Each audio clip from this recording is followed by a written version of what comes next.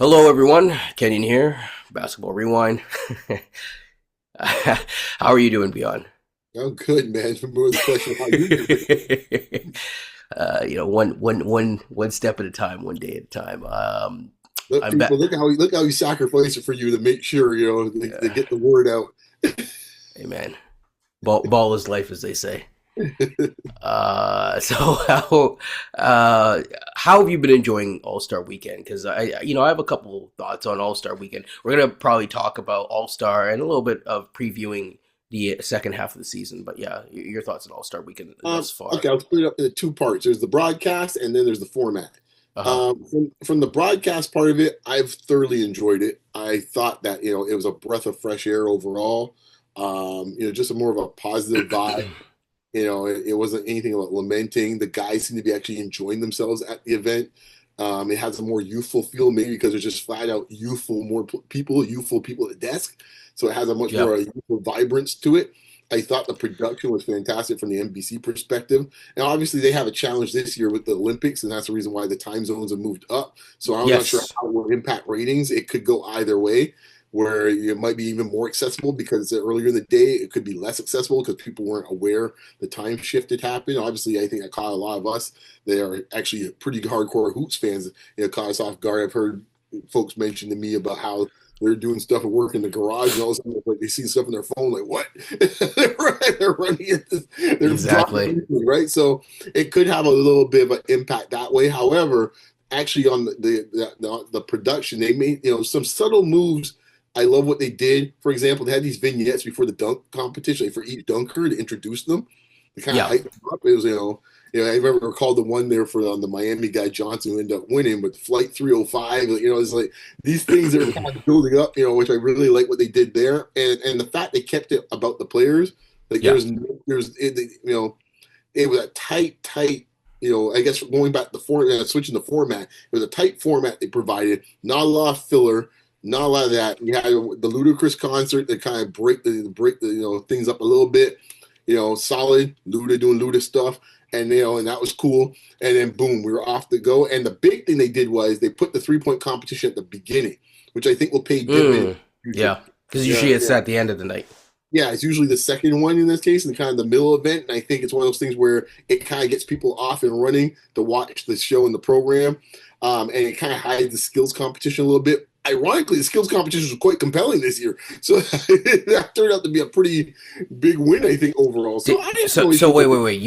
You liked the influencer aspect or the different teams of the skills competition? Yeah, it wasn't necessarily the influence aspect. It's more about the relationship of the influencer or the person that was the celebrity passer, if you want to call him that.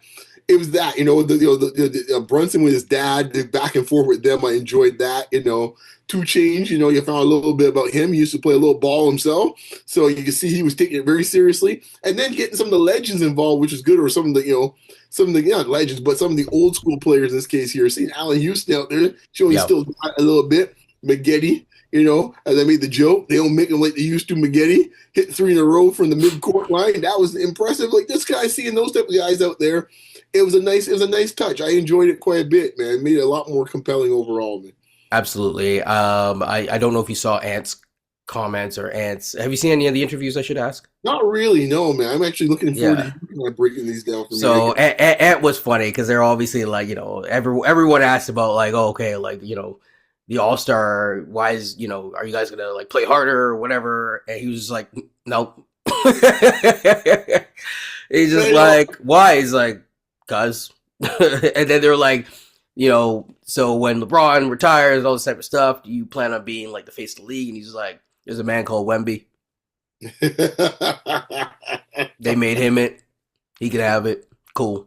Right. So he's like, I'm the biggest trash dogger here. All that type of stuff. I liked he broke down a question about who he saw were the best Atlanta uh ballers. Of course, Jalen Brown got a shout out. He did not give Dwight a shout out, but he was like, I didn't really see Dwight in high school, so he's just like, Right. you know what, like I'm going with guys that I saw or that I knew That's of. fair.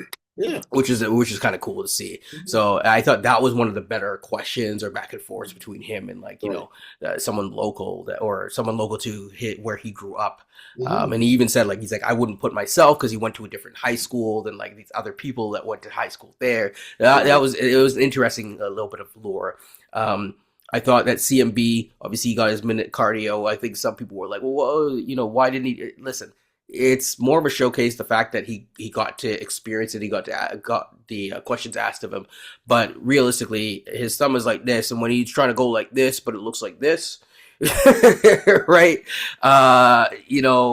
Maybe it's best that he only played a couple minutes because I think what we've noticed is that even for a rookie, CMB for the Raptors, he's going to play a big role. KD, I'm just kind of fast tracking this, so KD. I thought his comments were pretty neat in terms of talking about his feelings about the old school versus the new school. And he was basically like, we have YouTube now. So I went back and watched all the old school and I don't see what all the hype is about. And so you and I talked about this a little bit, but we should probably get into that a little bit. And the thing is, I think what's been lost in this is what All-Star represents because there's a lot of behind the scenes. It's more of like a showcase kind of, it's almost like having the Globetrotters, Hmm. Hmm. right? Like, ain't no one trying to get hurt at All Star. Like, No. if Jason Richardson actually got hurt, that's not a good look, right? It's like, Right. Yeah, like, exactly, exactly. No, two ways. And I think the only thing, I mean, to be fair, the old school, and I guess technically I'm in that camp in some ways, based on age. yeah, Like, I understand the point they're making. Like, the second half used to have a bit of a switch where it would be a little more intense. So, from right, that perspective, I agree with the old school in that sense. But to your point, I think you have to kind of keep in mind, like, and I think this is Durant's point, is like, you guys make it out as like champagne and it was, and strawberries all the time in the All Star game in the past. Like there were dog games then too, and I think that's the part where it's like it kind of feels disingenuous. It's like no, there were some rough ones back then too, guys. There were some rough blowouts then too. I have a solution. I just thought of it just now because I talked to someone recently, you know, and this person and I were just talking about like the All Star, and they had said essentially that they didn't like how some of the players would kind of perform at All Star, and the way that they were talking about it, they used Luca as an example and Harden, where they would just it's not necessarily just the intensity, but it's like 1 minute in you're launching like logo threes, Mm-hmm. right? Right. And Right. that's their issue with it. And I'm like, okay, so what if we just got rid of the 3 point line for the All Star? Well, that would be fair. I think I don't know. I mean, I'll give you your due on that, but I heard that last year from Really? Oh, damn. yeah, I heard that last year from I don't know. I Shucks. want to say yeah, I want to say Nick Wright had mentioned that too. Oh, To okay. Damn. remove it for that game, just remove it. Just we'll play it Yeah. 1950, and let's Yeah. see what happens. And Right? it's kind of a callback to like the NBA, ABA Yeah. of old as well. Oh, yeah. I think it would do a lot, and I think it would get rid of the logo three type situation where it's just like a 3 point barrage. That's where I could see where people are like, I really didn't come to go to watch that. I would rather at least want to watch like the touch pass, like Yeah. windmill Exactly. type stuff. Right. Because it is a display of athleticism, but it's a different Yeah. type of athleticism. Exactly. There is one element that's going to come in this year's All Star game. That's going to, by the time this is recorded, what happened that I am fascinated to see, Yeah. and it's something that we see in other sports a lot of times. Actually, the Olympics is the perfect example. Yeah. That the best thing can happen tonight, is that the world wins. Yep. That's the best thing. Yeah. Like I'm actually pulling for the world. Just to see because that all of a sudden then will change the whole dynamic and everything after that. Yeah. Yeah, because you got to get your get back. Even and to be fair, and Ant was asked this question too, because they were like, "Well, like about the Olympics." And he's like, "Well, you want to know what the difference is? It's the Olympics." But like, so it's not going to be as intense as the Olympics, folks. But Yeah. but there will be an increased intensity, especially if that happens, or if the game gets close. You will definitely be looking out for that. I will say though, sometimes it is nice to have guys like I'll give a Raptors shout out, like a Kyle Lowry, mixing it in there where like you do have a guy that is willing to like take a charge and Yeah, like exactly. that kind of thing. Yeah. I think that also sometimes helps. Right. I agree. And I think to your point earlier, the question will be who will be that player, right? Because like LeBron is pretty much calling it a day. He's probably going to play like 2 minutes maybe today or something like that. Yeah. You can see LeBron's already kind of easing his glide path out, out the door at this point. Yeah.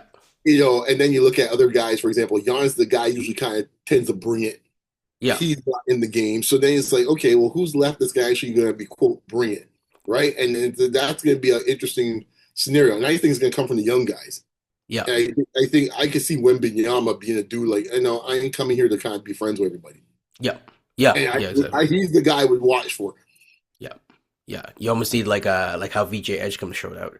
Yeah, you need an a-hole. Yeah, you do need one of them in this case. Kobe was one of them. I ain't coming here. We did try to tell him. Yeah, we did try to tell him. I know. I know some people compare it to like Victor Oladipo, but again, I could use one of those on the Raptors. But anyways, I digress. That's no slight to CMB fans, just so you know. So, but yeah, I mean, I thought it was good, and I think Khan's getting a lot of love, and so yeah. I think beyond that, there was another set of interviews that was kind of interesting. Of course, actually, I should ask you, how do you say the city's name? What city's name? That the Raptors play in? Toronto? Okay, so Scottie. Yeah. Right. So Scottie corrected a reporter. He said, "No, it's Toronto." Right. So that was kind of a cool moment. But the interesting moment for me was listening to Darko's interview, where he was kind of talking about growth of the team. Obviously, Scottie's amazing and blah blah blah. Cool. But what was interesting, and I got to give Scottie credit this, is that he said basically like the way that he's grown as a coach is primarily because of Scottie, because he basically said like when he first came in as a coach, he was like kind of like Scottie pushed me away from it always having to be perfect, like my way. That I knew you would like that, and that was interesting because it kind of confirms a lot of what we've been talking about. It's such a subtle little thing, but like he was just like, yeah, like it doesn't have to be all this way. And so credit to Scottie for pushing Darko in that direction to kind of slide away from it having to be the Darko of it all. So was that the debate about 12 threes or not? Probably. It could be the 12 threes. It could be other things. As we said before, and this is why people are like, you're so down on Scottie. It's like, no, we've said multiple times, Scottie knows his game. Exactly. When the threes aren't going and stuff like that, Scottie don't want to take no more threes. Exactly. So it's like you can't. We've talked to people before that are just like it has to be threes, just threes, or layups, and that's it. And it's like basketball. Those are good things to aim for, but there's a lot of times when defenses are going to be hunting for those. So what is the next thing? And what if those two options are broken down? The other thing that I will say, just to end off the interview portion of the All-Star Weekend, was that listening to Ant talk about when he knows how to drive. Mm-hmm. He was talking about how a guy will cleanse it. He essentially like a guy will step out for just a second. He's like the second that guy steps out, he's looking for like not if the guy steps out and just like steps out of the paint. He's like, I can get past my man, but it's the second defender, if he steps out of the paint and he always looks at the referee to just check, like, hey, I'm out of the paint. He says the second that he does, boom, he's going. Exactly. Yeah. No. It's a great point. And someone else is I can't remember who it is. There's another player who's notorious for doing that for years. I can't remember. It's another wing player too, where they're waiting for the 3-second count is for the guy to get out. And you see it a lot in the playoffs, right? Where there's a lot more half court. And you get opportunities to make your move once the guy's gone, right? Yes. I think even that series with Philadelphia, you saw a lot of times Siakam was doing that because he was waiting for, in this case, when the double team would come out, when Embiid would leave, and then he could make his move, and that's when he would attack, Yeah, so I mean, it's very interesting to just hear that broken down like that, and also to hear the words that because I would just say, "Oh, the guy left the paint." I wouldn't say I didn't know it was cleanse it. So to also hear the language that they use is also interesting as well. So finally, so to get into this is the final portion of more or less what we're talking right here. Actually, one other thing, Clippers, they struggle to get people in the building.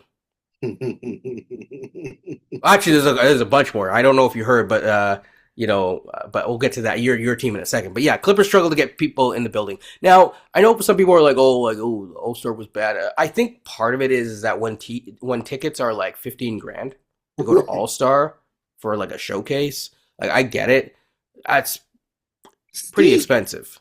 Right? When the cheapest ticket is $700 a person, and you have like a family of two, some dude is like working like a 9 to 5 and working extra shifts to get like his son like a ticket so that he and his son can get like standing room, right? Exactly. To like maybe get popcorn. The son might have to be like, like sold off into the gulag just to go do it, right? Like it's kind of is rough in these streets. I do recall in this case when the WNBA finals was happening and people were kind of trying to clown the WNBA because ticket prices were around $100, $150. Folks were like, look at this. It's like, and I remember the point some journalists were making, as well as myself, is like, that's a bad thing that they actually have some affordable tickets for folks to actually go watch their finals. It's also how you change the atmosphere in the actual arena as well. So that's not too corporate. Corporate, yeah. Like, I mean, the two things that I think a lot of sporting events have in North America, it's not so much the case maybe in Europe and other parts of the world, but definitely North America, is that element of it. And the other part is, quote, your fan duels and stuff like that, where people are just selling the tickets to anybody. So you have the road team. Remember during the Blue Jays Yankee series, they're trying to block Blue Jays from going to the Yankee Stadium because they're concerned about that same situation where it's like also a whole set of Blue Jay fans, you can't tell who's the home team. So that, which was one of the reasons why, I believe last year, we had a ton of teams that won road games in the playoffs. Because there is no real advantage in a lot of home buildings like they used to be because of those two reasons. One, you ain't getting the real fans. And two, you got guys from other teams here just picking up the tickets and running into the building. Yeah, it's so it's something that I think needs to be corrected. That's the main thing that I'm attributing to it. So yeah. The final thing about your team before we get into the last little bit that I was going to talk about is, I don't know if you heard about Mr. Cuban and him wanting to get in, but then him kind of getting, rebuffed. What I would say, man, is like, listen, man, you got to let it go. You probably sold it to the wrong person, but you got to let it go. There's two things happening here with Cuban. Yes. One is what you said before. There's the bit of the regret, the lament that who he sold it to. Yes. That's the first thing. There's another aspect to it because he wants to be the savior. Well, that's the other thing. But I think as a Mavericks fan, if I'm a Dallas basketball person, there is a concerning element of this because maybe what he's hinting at is that these folks might want to pull this team out. Well, that's why I think he regrets it. But, because we got a Seattle situation all over again or a Vancouver situation all over again, right? Like, that's what I think he's nervous about. Now, I do find it hard to believe that Dallas would leave since it's like a top 5 or 6 market. I don't think Dallas is going anywhere. I don't think the league will allow this team to go anywhere in Dallas. Mm-hmm. I think certain markets that is like, no, we're not doing it. It's like, so I don't think that will happen. So I understand his concern about it, but I don't think a lot of the guys around the league that own teams are going to sit there and like, okay, you're moving to Vegas. Am I going to get more money in my bang for my buck for the team going to Dallas than Vegas? I don't think so. Considering how Vegas's economy looks like right now, they might, though, as a family, based on how they make their money. No, I agree what they would like to do. I'm just saying right now, there's not just they're but they're not. They're just thinking of themselves. Right, shocking. They just can't pick up their Georgie bundle. Just head to Vegas. They gotta get the governors to sign off on it. Yeah, and the commissioner. So I don't see that happening anyhow. Like if it was a market that was like, say they were in a market like, I don't know, say it was, I don't want to pick any market. Let's just pick a market that doesn't exist. Say it's Knoxville, and they said they're going to go to Vegas. Then I would be concerned if I was a Knoxville person. I don't think it's the same thing as Dallas to go up the street to Vegas, considering that Dallas's economy is probably at this point is a better shape in this case than Vegas's economy. Not sure. And they want Vegas to have a new team. They don't want that too. So that's their reason why governors want to let it happen. Correct. Yeah, it's they got their own greed. and it's a healthy market. It's a healthy team. It's a growing market. So I don't think that I think I agree with you. We'll see what happens though. But this is a lot to do with it too, right? What you say here, this is a lot to do with it too. Like the ego of being the owner of the Mavericks, that was part of his identity. What's the game? Like the guy that was in the celebrity game this year, Ishbia, where it's just like, oh yeah, see, I shot over Taco Fall and I made it, right? And it's like that was me. That That was was me. me. They I love that. own this. Like, right. They love that. And so even him having what's the show in this case? He got a TV show. The Sharks. Yes. Right. That ain't satisfying him. Nah. No, man, that ain't giving him that hit. This is all way off topic, but do you think he's gonna go take a run for it in 2028? Possibly. Yeah. Possibly. That's a whole other. Yeah. Possibly. Next episode of Basketball Rewind. Yeah. Political edition. I keep remembering that Kawhi made a comment about the Raptors. Yeah. Go ahead. I'm curious your thoughts about this. He basically said that they didn't have enough talent to continue to win or whatever. But they did. They all worked hard. First of all, I'll just say this. All respect to Kawhi, but this is why I said he ain't getting no statue unless he re-signed at least for one more year. If he did one more year, I would have given him a statue. Personally, I ain't giving him a statue. It's the single greatest season by a Raptor ever.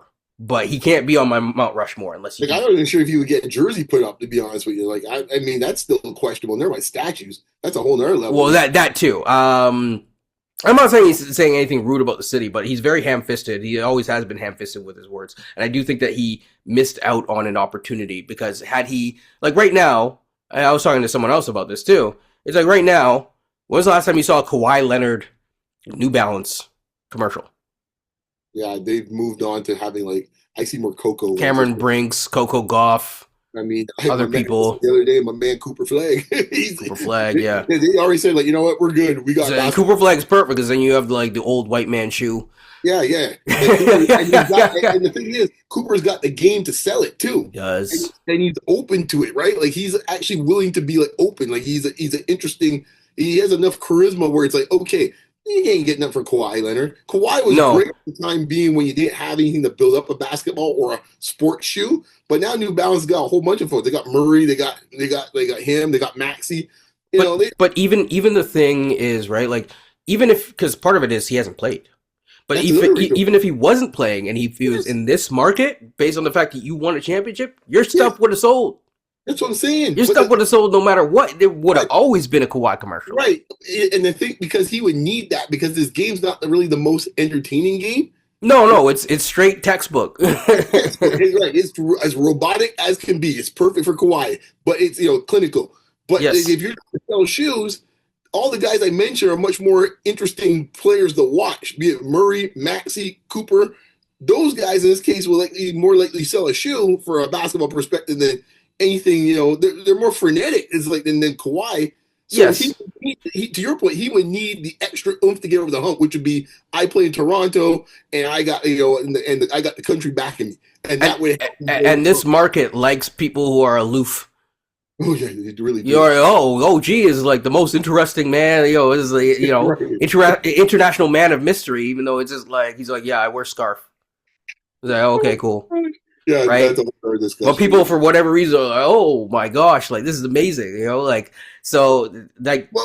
Yeah. One more thing with Kawhi though, I thought you were coming with a different angle. I thought you were coming with this is the reason why the Clippers are in the state they're in. I was going to get to that next, but yeah. So I was going to say, I partially understand what he's saying. Like it was a team that I personally thought had one more in them.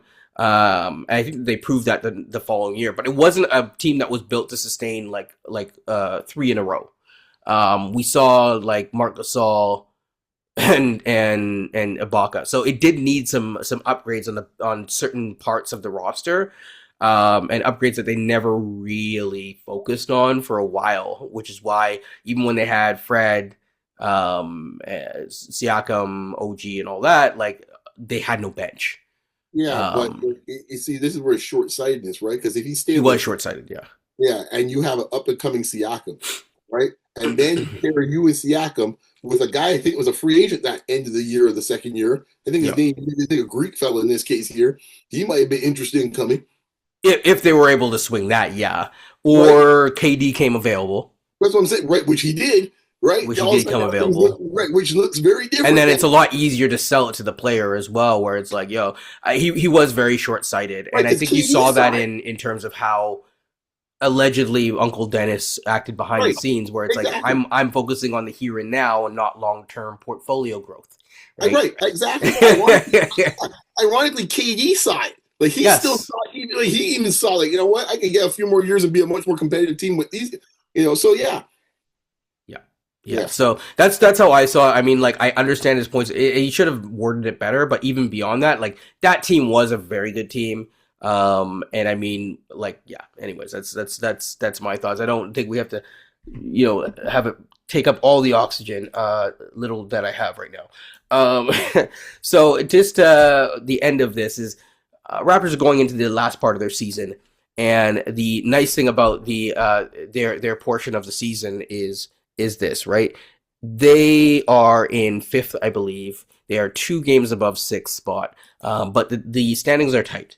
Now, to guarantee that they can make the playoffs, they will have to play not 500. They have to be up because of just the amount of games that are left. They have to play above 500, so they have to be 14 and 13.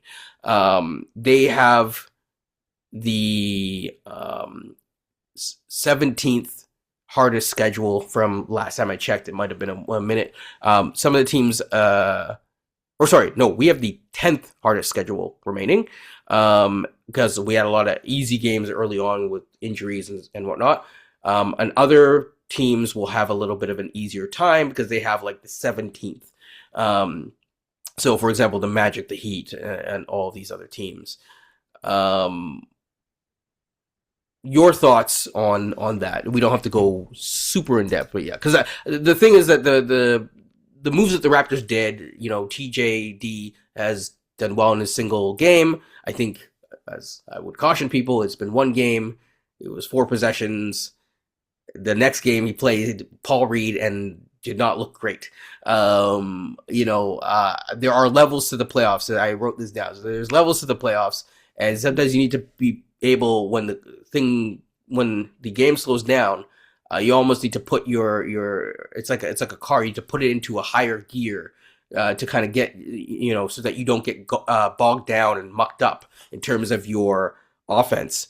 And yes, they do have a big shot maker and taker in Brandon Ingram, but that's a lot of relying on Brandon Ingram to generate a half court offense, which sometimes, especially to this part of the year, even the whole year, they haven't really been a top 10 offense for any long stretch. They've been closer to bottom 10. It's a lot to put on his shoulders. Your thoughts? Well, a week ago when they had 32 games left in the season, I said at the time they had to play at least 500 ball to have a chance to stay above water of the 6th seed. Mm. Now, that was before they had the loss to Detroit. I think they had another one, which now puts your number to 14-13. Then I have to play a little bit above it now to get back to that 500 level. Yeah. The concern that I think we both discussed, as well as, coach, is that, hey, at this time of year, teams are revving up. So the intensity is going to get a lot more. Not only is the schedule tougher, teams that you might think are like, oh, so be it. All of a sudden now, if you're playing Charlotte one more time, Charlotte's got something to play for. Oh, by the way, now since the commissioner put some licks in Utah's going to be putting out their best squad pretty much next time you play.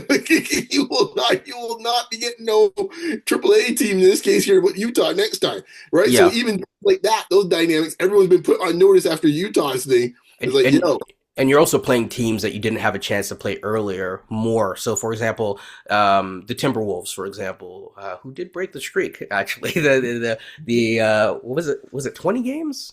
20 years, I think? Yeah, something like 20 years, yeah. It was almost 20 years to the date of them not being able to win. Sprewell was on the team.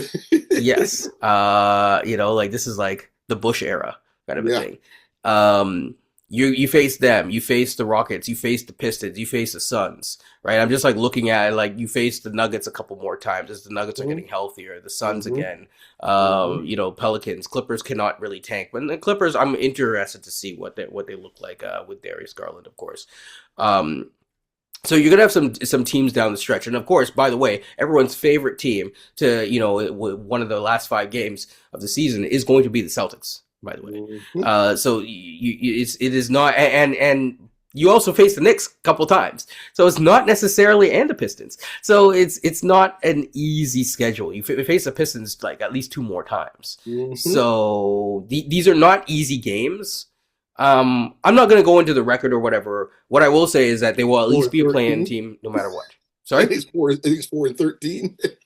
I'm not putting the record today. I have to really think about it. But what I That's what will I said say it the is, other day. That's the reason why I said so. yeah, Raptors got beat by I think Detroit. that they can be closer to 500, but getting Oh, exactly 500 and above the 14, oh, it's going to be close.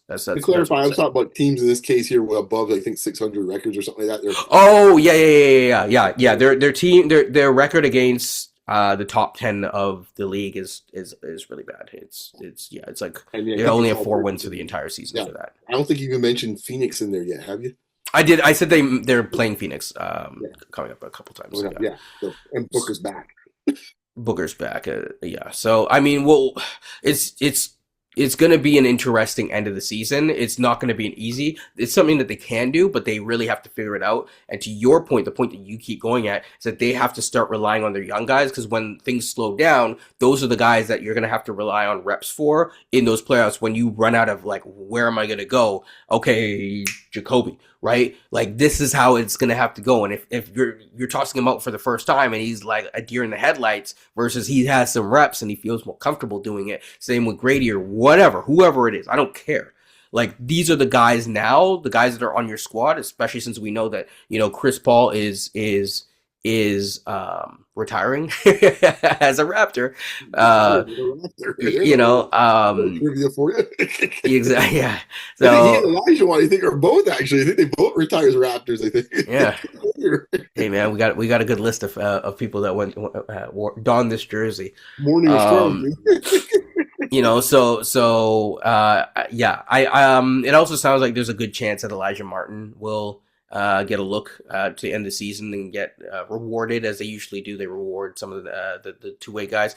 I feel kind of split about it. On one hand, I don't mind it because it's good for development. On the other hand, I do feel a little bit conflicted just from the standpoint that um I mean, you know where I stand, but like if they really wanted to go, if they were going for it, which I don't think that they are, I think that Bobby's comments tell what. Um, a guy like the Cam Thomas that they went, that'd be perfect for when the offense gets bogged down. Right. But the Elijah Martin thing just makes me laugh because like, oh, so we're gonna recreate the Abaji situation again? That's Yeah, what I mean, oh really? I, That's what I we're won't say doing? the person's name, but there was a prominent person that was discussing him, and they basically outlined that, like, oh, he's a real, I believe he's an NBA player. I'm like, I believe he's an NBA player too, the person, I wasn't like going back and forth. I was just like listening to Oh, the I person. hear you, but And like it's just kind of like, I mean, but at the same time, he's 6'2", and he's going to be, like, there are limitations to his game, and they're comparing yes, him to Norm, but I'm like, Norm was 6'4" with a yes, 7-foot wingspan. This guy's 6'2". There is yes. height matters to a point, and it's like this guy's a dog, but unless his playmaking goes like way up and he can become like kind of like a true combo guard where he can kind of like you can rely on him to run offense, which I don't think he's there. I don't Normal think he's scored at remotely close. UCLA. Yeah, Yeah. normal scored at UCLA. This is not the same thing, man. Like, these guys, man, Yeah. stop going back and trying to make people other things, man. Well, this Yeah, guy, so wow. I think this is the trap that we run into where it's like this guy is going to be an NBA player. I think he will be a competent NBA player. Do I see him as like a prominent piece that should be relied upon or should be getting reps over Jacoby, for example? I'll just focus on Jacoby for today. No, not really. Oh, great. No, No, no. So, Jacoby's probably wondering, like, what do I have to do? I just scored 20 something the other night. What more do I have to do? yeah. So, but yeah, that's all for this. Unless there's anything else, people stay tuned to for draft talk. We'll get into that, and hopefully, I can get it out by Wednesday, if I'm still alive by You'll be fine. then. All right, folks. Take care and peace.